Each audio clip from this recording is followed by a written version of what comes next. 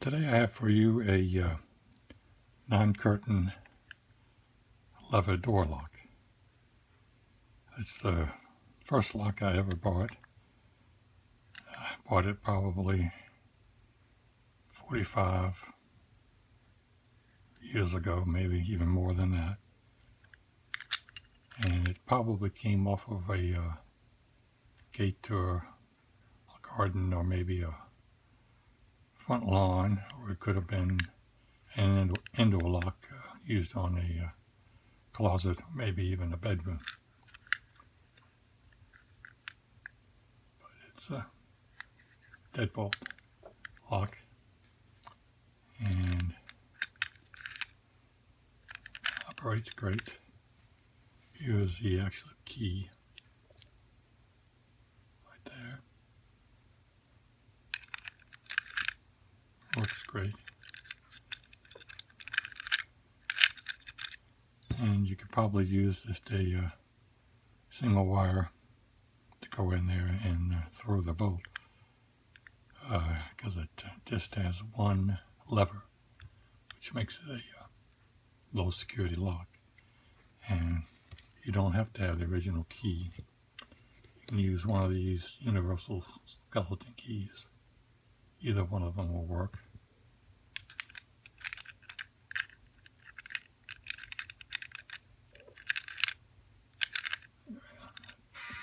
Works. And this one throws the bolt too as well.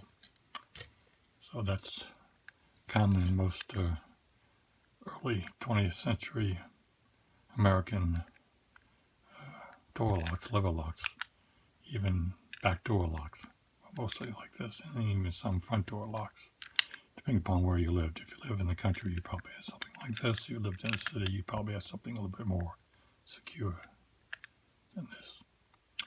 But what I wanted to show you was the inside of this,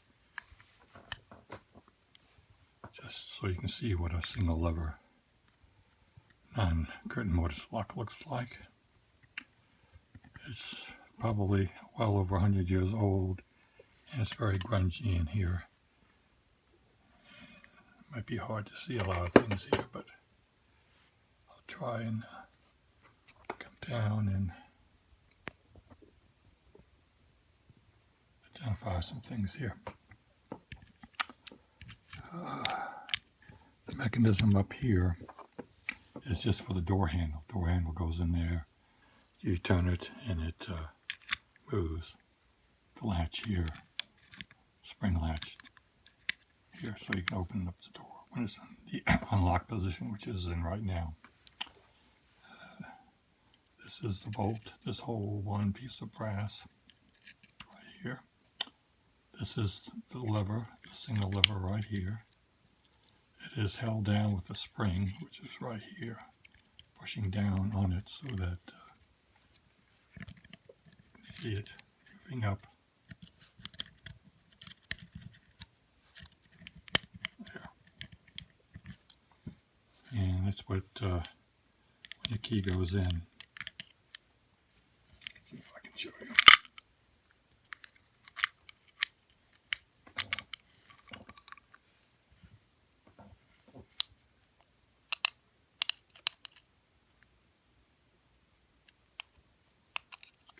In, pushes the lever up, engages the bolt, and throws the bolt. And it's just one lever, and this part of the bitting of the key is what moves the bolt, and this part here is what raises the lever, so that you can engage the bolt and throw the bolt with the key. I'll take off the bolt so you can see the lever.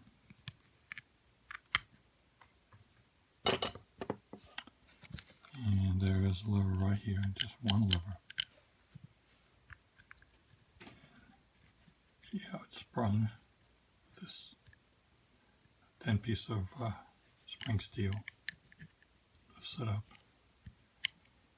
Now, of course, the more levers, the more secure the lock is, but this was apparently inexpensive lock and a low security lock, which it just has the one lever there. So basically, if you even had multiple levers, it still works on the same principle. And these little things right here are the wards that the key passes through. They pass through this area right here. So that this part of the key is what does all the work. And this is cut out to compensate for the wards on either side. So if this was a solid piece coming down, the key wouldn't turn because the wards would be hitting here.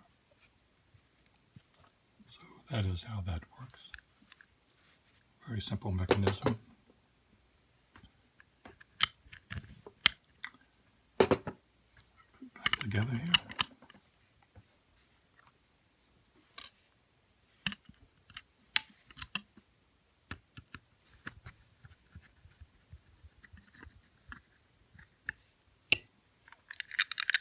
And there you have it. Single lever 9 mortise door lock. Now, I want to talk to you about something else.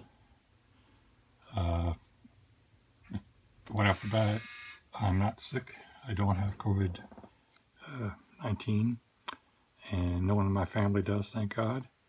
But this is a COVID-related announcement, and this affects a lot of you out there, especially those that are parents of school-aged children.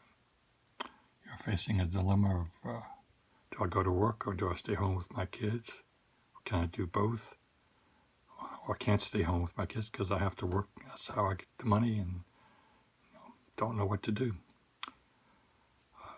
It's a very, very difficult time, and I feel very, very bad for all those put in that position.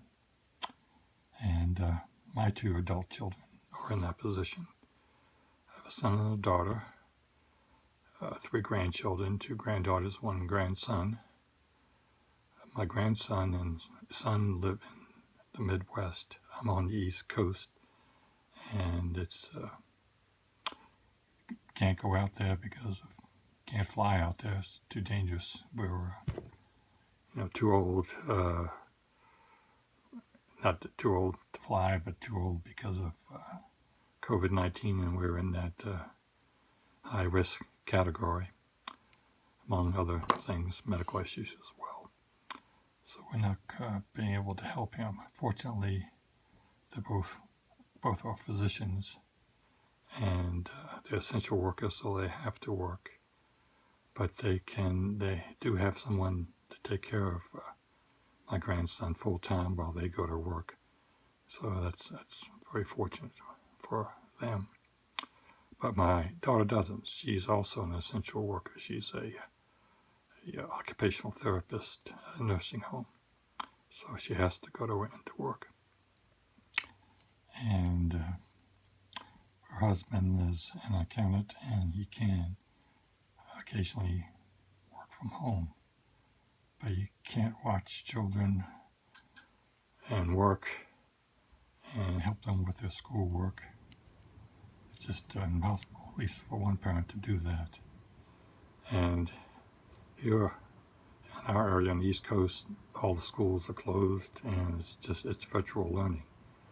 So someone has to be there to help them with the computer and to do the lessons.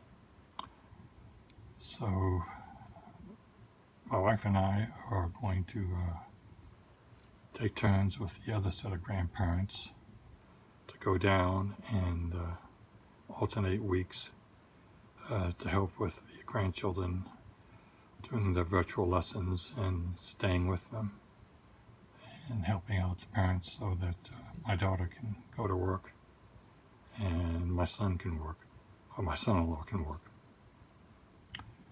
So with that said, I probably will not, almost surely will not be making any more videos for the foreseeable future until the school situation settles down. They decide what they're going to do, whether it'll be all virtual, part virtual, or they go back to school. I don't know what's going to happen. So this will be my last video for a while, but I'm going to try and at least go online and look at people's videos if I can and comment. Just depends upon how much time I have and all that sort of thing. Hope you understand. But I hope to hear from you. I mean, please feel free to email me at any time. I'm sure I can answer emails and let you know how things are going, and you can let me know how things are going on your end, because I know a lot of you are in this same position that my children are in. So my email, if you want it, is on my About page, and I'd love to hear from you and love to hear what's going on your side. So I'll say a temporary goodbye for now, and stay legal, stay safe, and God bless.